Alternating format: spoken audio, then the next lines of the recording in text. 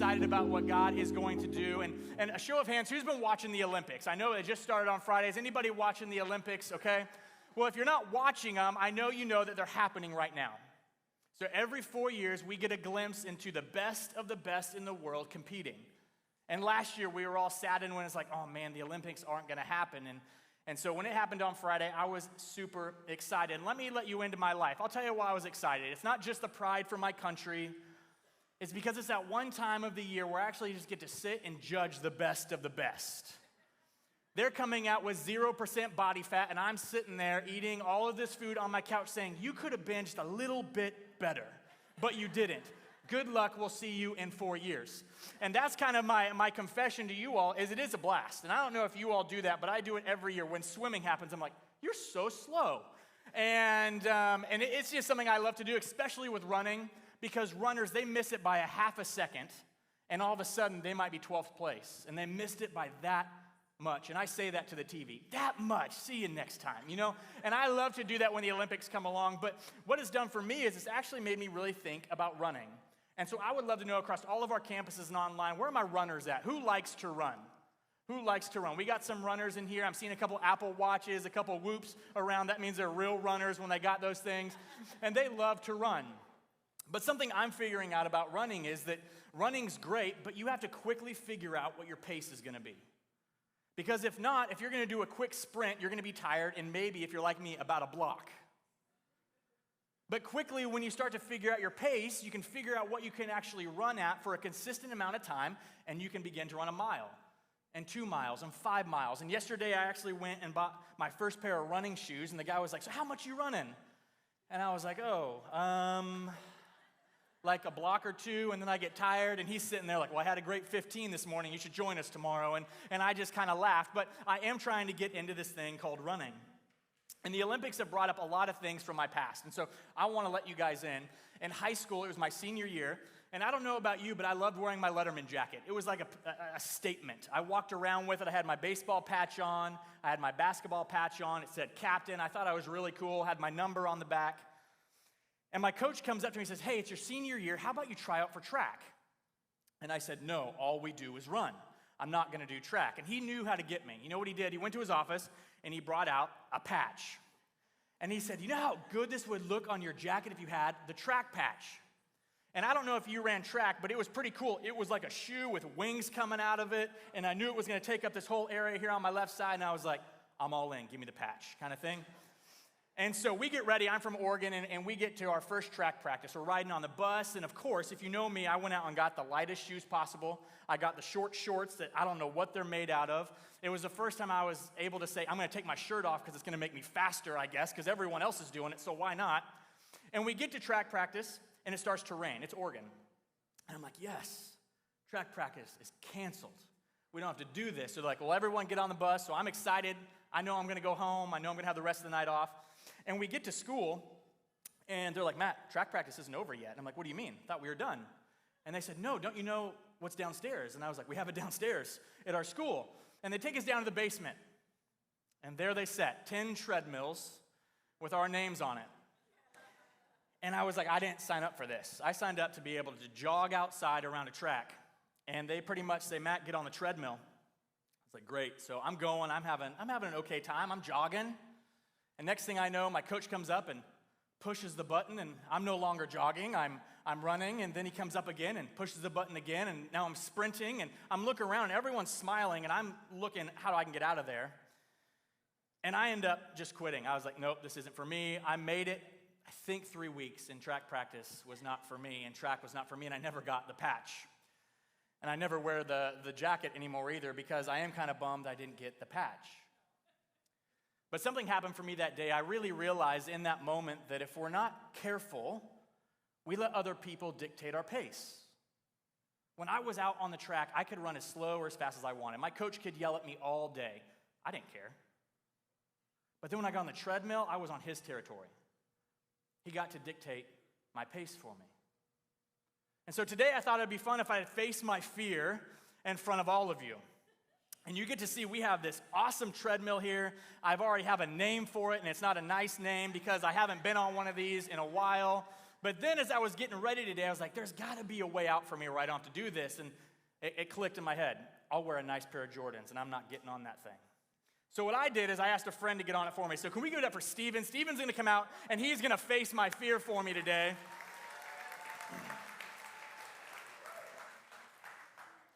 Look at this guy.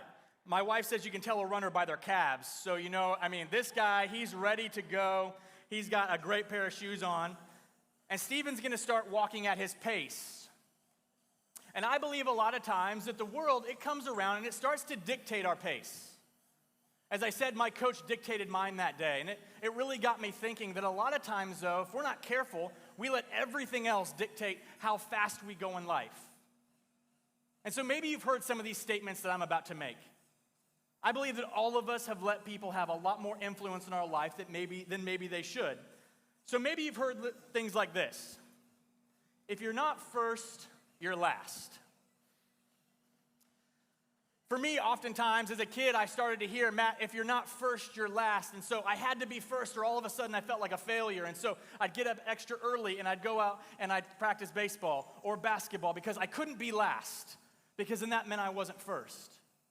Other times in life, I feel like people say this one a lot. Hey, Matt, why don't you just work for the weekend? Just put in a couple more hours throughout your week. Get to Friday. You might be crawling on your way home, but just work for the weekend, and then you can rest. And how quickly do we get home on Friday, and we don't care about our family, we don't care about our kids, we're so exhausted, and we've just got to get our lives put back together before Monday so that we can go and show off this pace that we actually cannot keep up with. Maybe you're in a season of life where you've heard this one. Just get to 65. When you get to 65, it's smooth sailing, and all of a sudden you get to retire, and life is going to be great. You can do whatever you want, go on all the trips you want. You can buy all the things you want, hopefully, because you've saved. Well, let me tell you right now, if you're approaching 65, or maybe you're 33 like me, don't wait until it's too late. Figure out your pace now.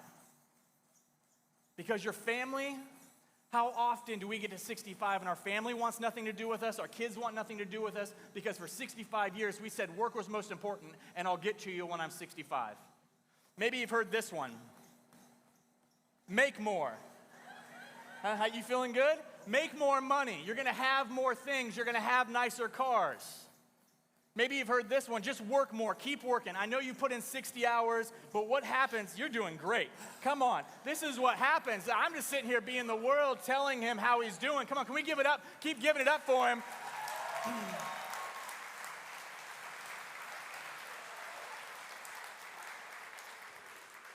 Quickly, what we see is all of a sudden our pace can get out of control.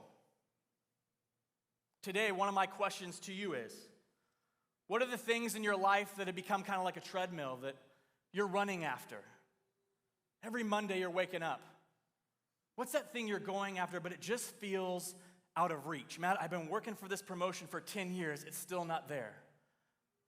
Matt, I'm so close to having a 4.35 so I can get that scholarship, but it's just out of reach. Another question, what are the words that have been spoken over you, maybe even since you were a kid? Maybe from really great people, but they didn't understand the effects their words were going to have on you, and they put this expectation on you that changed your pace. How often do we get online or watch a show or get on social media, and all of a sudden, without us even knowing it, they're pretty tricky how they do this, our pace just increases because we have to have that. We get this false expectation of what success is and what money will get you. And all of a sudden, if we're not careful, we look a lot like Stephen and we pull the ripcord. We pull that ripcord of life, and for me today, I'm going to be talking about the ripcord quite a bit, because for me, the ripcord can mean a couple different things. It can just mean quitting. Flat out, I'm going to quit. I thought about my dad and how when I was about 4 years old, he quit. He pulled the ripcord and he left our family. He just couldn't do it anymore. He wasn't around.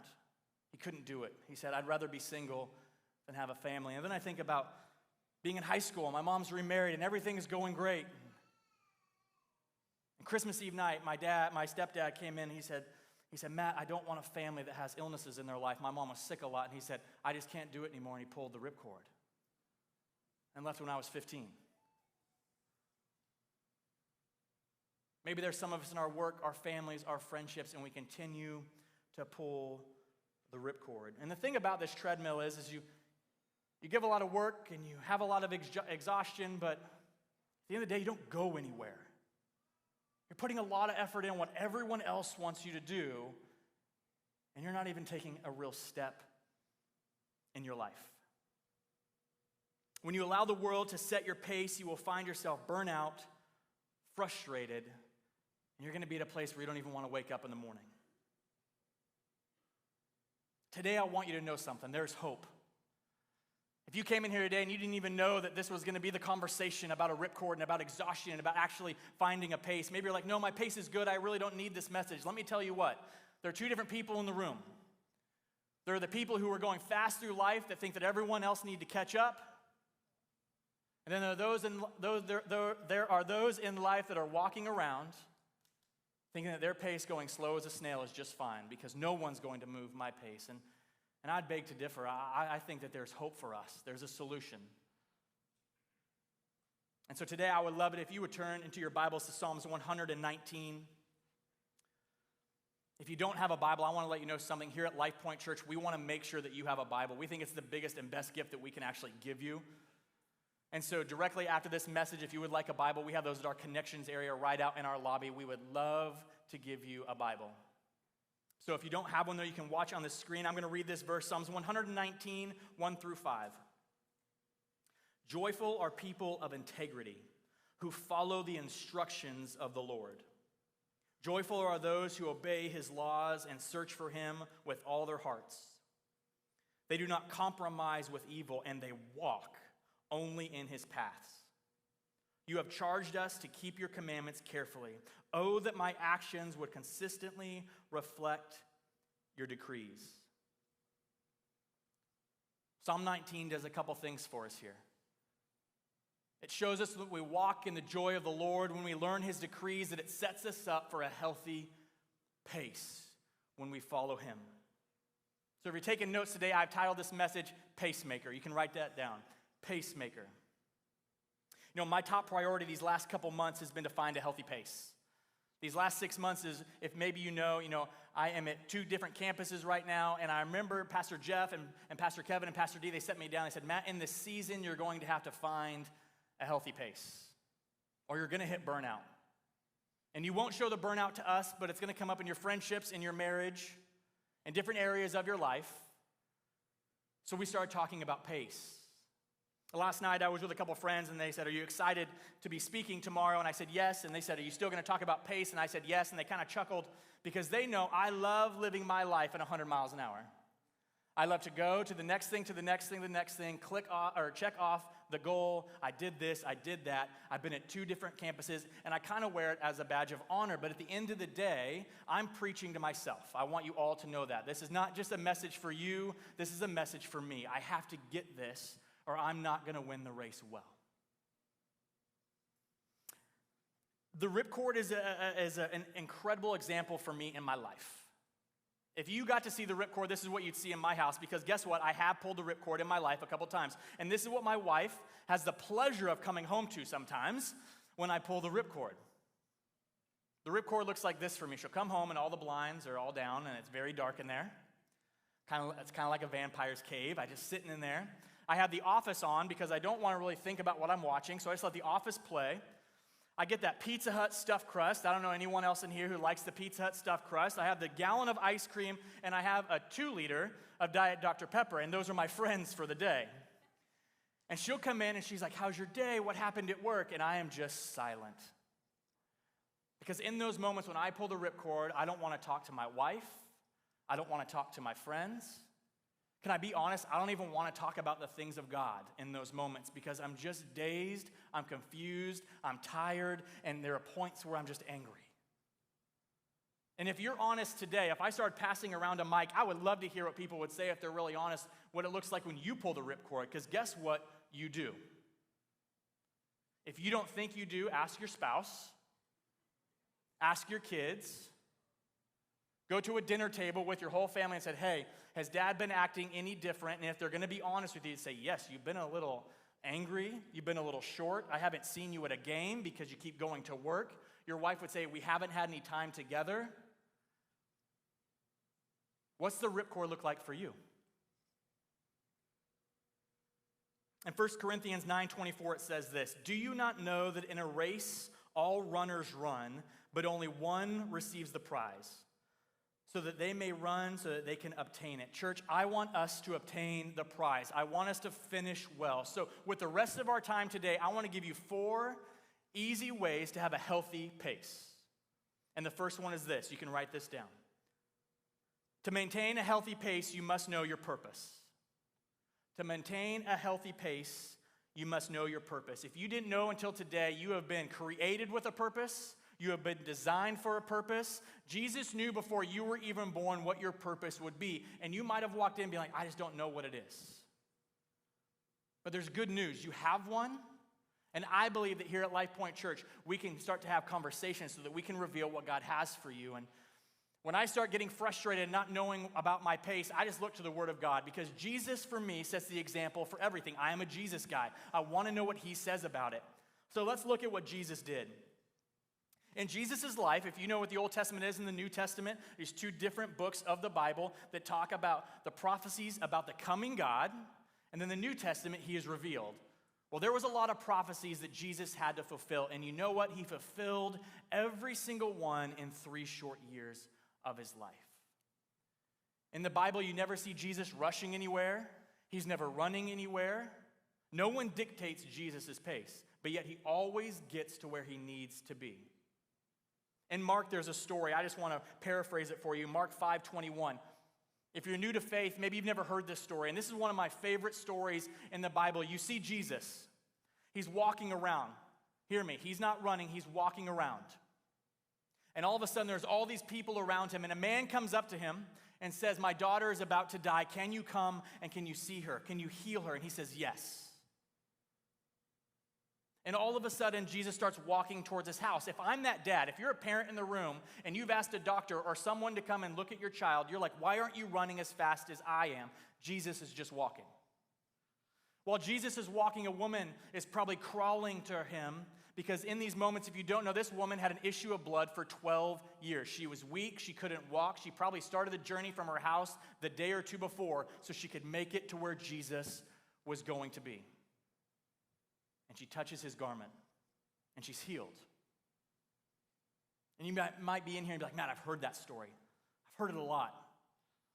I want to let you know it shows Jesus' character, and it shows us his pace. If Jesus would have ran through the crowd, the woman with the issue of blood would have never been healed. We get a glimpse in the story that Jesus' pace set him up for an encounter with a woman. Jesus had a purpose. I don't want to spoil it for you, but you're his purpose. People was Jesus' purpose.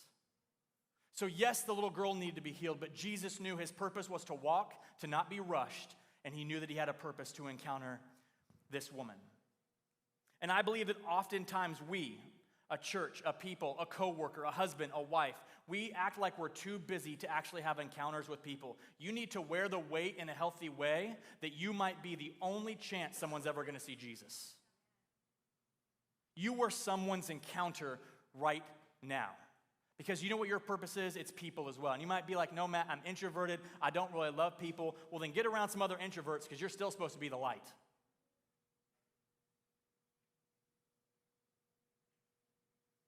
Today, I had to play something out. And if it didn't work, I wasn't going to be able to share it. But this morning, I was walking around. I was greeting a couple people. And I asked 4 people, how are you doing?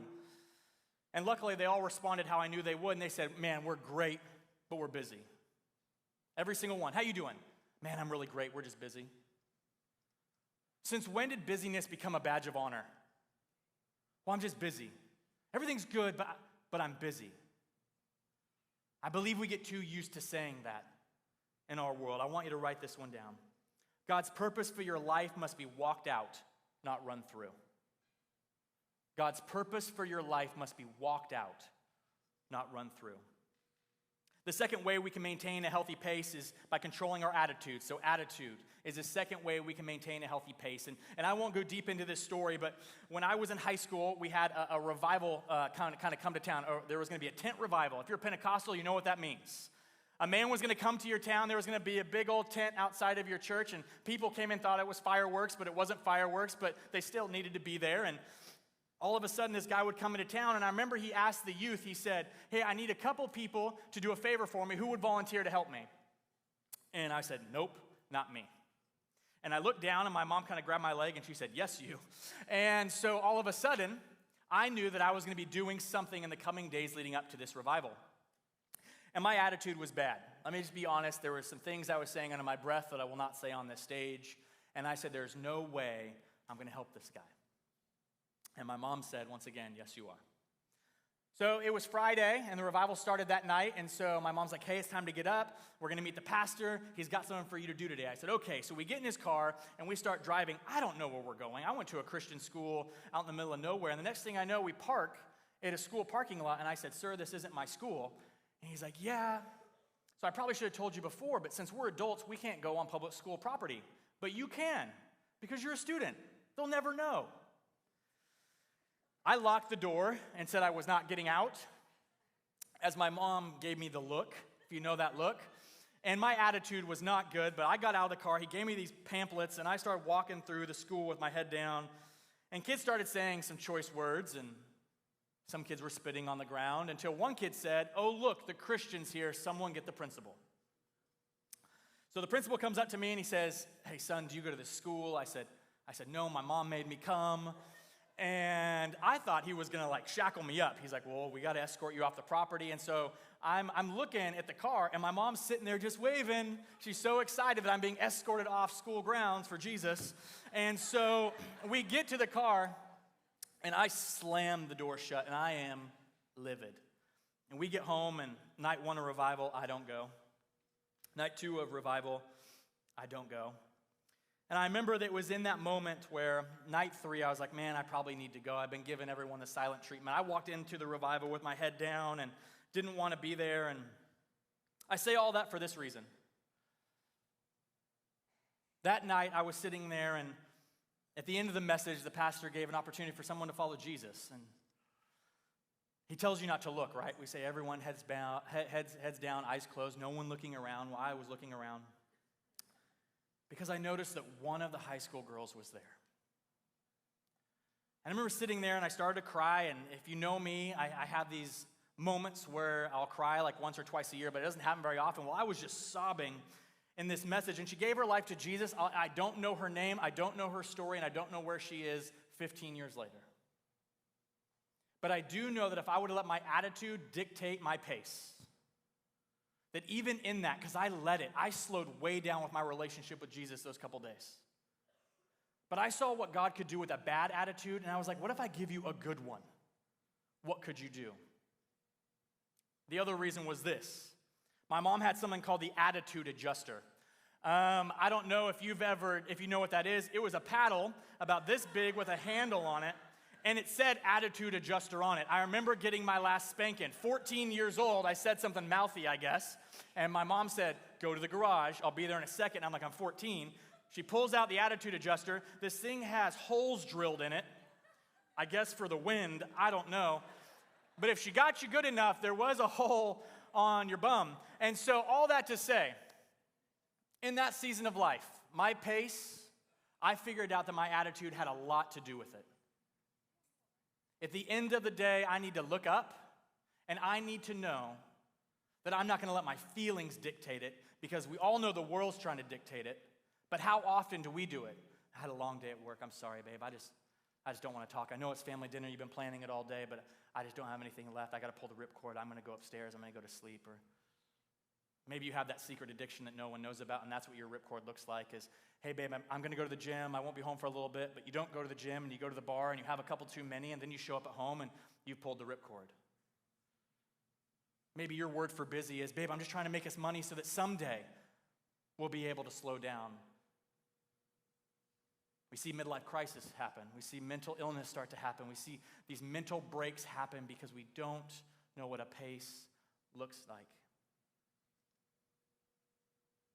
The attitude in which you choose to live sets the pace for your life. The attitude in which you choose to live sets the pace for your life. The third way to maintain a healthy pace is by having a coach. As people of faith, we need others around us continually speaking into our lives. Those that are further along down the road. I have coaches in my life, they're 10 years down the road, 15 and 20. I know where I want to be in 20 years. But you have to have a coach, because a coach is that person. It's not the person like my coach that came up here and started clicking my pace for me. A coach that we choose, we say, hey, we want you. We give them permission to help us with our pace. A coach knows when you need to slow down. Pastor Jeff, Pastor Kevin have been great with me to say, hey, it's time to take it down a couple notches if you want to continue at a healthy pace. And then there are seasons where they'll say, hey, it's time to pick it back up. A coach knows the pace you should be on. A coach does two things for you, I believe. They give you permission and they give you perspective. There are some risky decisions that I wanted to make a couple years ago when I was looking at what God was calling for my wife and I to do next. And I didn't know who to talk to. At that time, I didn't have a coach. And then I finally found one in Pastor Jeff.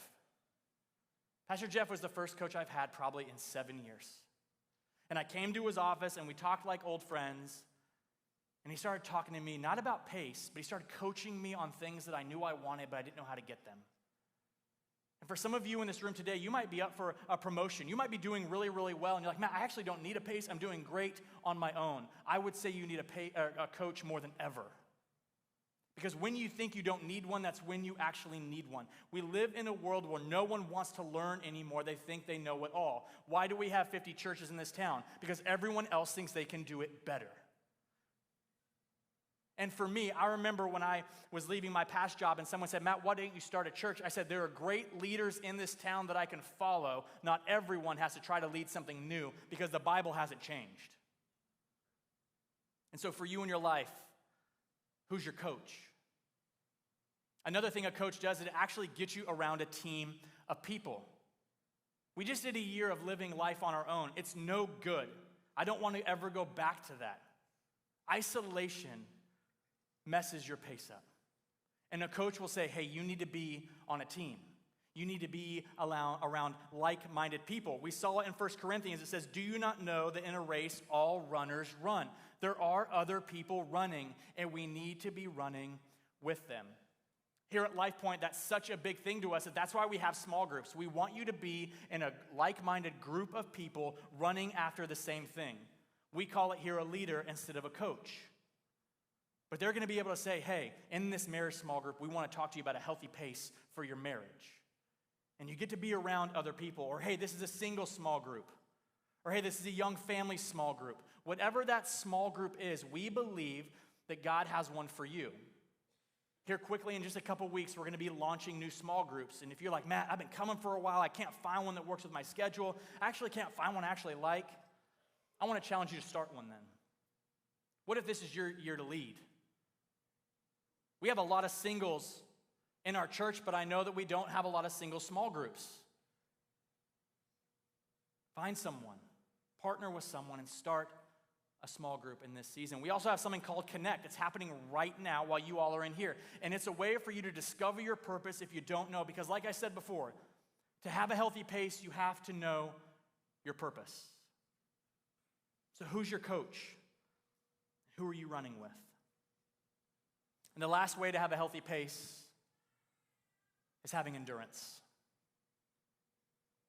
For all of us, I believe we're at different stages of life. There are those in the room that you're like, Matt, I love the speed I'm going at. I'm going so fast. I'm reaching the highest highs. But can you run that pace forever? Or are you burning out? Are you pulling the ripcord more often than not? Does your family know, but you're too scared to ask them that you are burnout, tired, and angry, but you think you're going somewhere? But maybe there's others in the room, and you're like, well, I really like this slow pace I'm going at. You know, steady, just really slow. And I would say maybe it's a season where it's time for you to speed up. But you're like, Matt, when I speed up, it gets hard, it gets exhausting, it gets painful. I don't know what Bible you're reading, but the Bible never says this life is going to be easy. There are times we need endurance. And so I could have 4 or 5 points about endurance, and I wanted to, believe me, but I really felt like the Lord was like, just read this scripture. It speaks for itself. Hebrews 12:1 says this. Therefore, since we are surrounded by such a huge crowd of witnesses, to the life of faith, let us strip off every weight that slows us down, especially the sin that is so easily trips us up. And let us run with endurance. Let us run. Do you hear that? For those who love to walk, maybe it's time for you to run. And let us run with endurance the race God has set before us. We do this by keeping our eyes on Jesus, the champion, who initiates and perfects our faith. Because of the joy awaiting him, he endured the cross, disregarding its shame. Now he is seated at a place of honor beside the Father. Get this about Jesus. We never see him pull the ripcord of life. Even in the moments where we would have given him a pass, he's been beaten, he's walking up a hill, he's about to be crucified. He could have rushed that process. It says that he was unrecognizable. No one even knew who he was because how distorted his body was from a beating. He could have easily pulled the ripcord and said, it's time to go home. But he endured it for you. He hung on a cross. I can guarantee you, all of us, after one nail went in our hand, we would probably be done and we would have probably died. But it says in the Bible he was fully man. He held on for you. He endured the cross for you. In this Christian life, we're going to have endurance. Because there are seasons where our pace is a little bit slower. There are going to be seasons that our pace is a little bit quicker. But our pace has to line up with the pacemaker, and that's Jesus. Isaiah 40 says this, but those who hope in the Lord will renew their strength. They will soar high on wings like eagles. Get this, they will run and they will not grow weary. And they can walk and they won't faint. I don't know how you came in today. Maybe you're like, Matt, everything is great. I love that for you. Maybe you came in and you barely made it through the door because of an argument you had last night or last week. Maybe even on the way to church. Maybe you've gotten so used to this badge of honor that I work really, really hard and my pace is really, really fast, but you neglect the fact that you're pulling the ripcord far too often. You really want to know how you're doing, ask your spouse. Ask your friends who will actually tell you the truth. If you don't have a coach, ask someone who sees your life on a day in and day out basis. Maybe it's your boss. Hey, how do you think I'm doing? Church, would you pray with me? Dear Jesus, I don't know how people came in, and I don't know how people are going to leave. I don't know people's stories completely. But I do know the world that we live in. It's not hard to figure out that everyone is trying to do more, make more, and be more every step of the way, and they're getting so used to pulling this ripcord. They're frustrated. They're burnt out. Arguments are happening at an all-time high. Abuse is happening at an all-time high. People are leaving their husbands and their wives and their kids at an all-time high, and there's a reason. They have an unhealthy pace because they let the world dictate it for them. But Jesus, you came and you showed us a model on how to do that. You were led by your purpose. Your attitude was full of joy. You even had a coach because it says in your word that you did everything you saw your father do and you said everything that you heard your father say. You were following an example from your coach who was your father. And then Jesus, we get to see you on the cross saying, I'm going to endure this for my people because it's my purpose that led me here. So God, right now, for those in the room who would say, my pace is all jacked up, Matt, if you had 5 minutes or 5 hours, I would tell you that my pace is all over the place and I don't have much left. If you're honest, you would say, I'm in the season right now where I've pulled the ripcord. I'm tired, I'm dazed, I'm confused, I'm depressed, my anxiety is at an all-time high. There might even be those like, I want to give up. I'm tired of life. Who would even care if I'm gone? And you were tempted to pull the ripcord. I want to let you know that there is hope today. So, dear Jesus, be with those who feel like they're on the verge of pulling the ripcord. Let us take the things that you've revealed to me and hopefully reveal to them today that there is a better way, that there's a pacemaker, and his name is Jesus. And then there are those in the room today that I know right now. You're like, I don't even know about this pacemaker man named Jesus. I've heard stories.